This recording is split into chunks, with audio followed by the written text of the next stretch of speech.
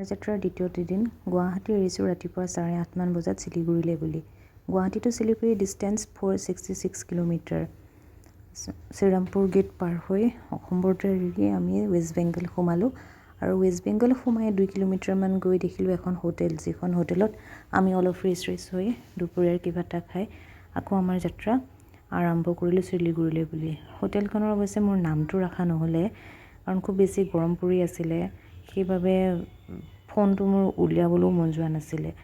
তো লাষ্টত অহাৰ সময়তে অলপ ভিডিঅ' ক্লিপ কৰিলোঁ, কৰি নিজৰ লগত ৰাখিবলৈ চেষ্টা কৰিলোঁ। আৰু এইদৰে অলপ দূৰ যোৱাৰ পাছত এখন খাটিয়া থকা সৰু দোকান দেখা পালোঁ আৰু সেই দোকানখনতে আমি দুয়োটাই ৰৈ আকৌ ফ্ৰিজৰ পানী অলপ লৈ মুখত মাৰি নৰ্মেল পানী খাই চাহ একাপ খাই আকৌ আমি শিলিগুৰিলৈ বুলি ৰাওনা হ'লোঁ। এইদৰেই গৈ 50-60 কিলোমিটাৰ যোৱাৰ পাছত অলপ ৰওঁ, আকৌ যাওঁ। এইদৰে কৰি আমি প্ৰায় 9:30 মানত শিলিগুৰি সোমালোঁ। ছিজনটোৰ প্ৰথম গৰম কিন্তু আমি ৱেষ্ট বেংগলতেই পালোঁ।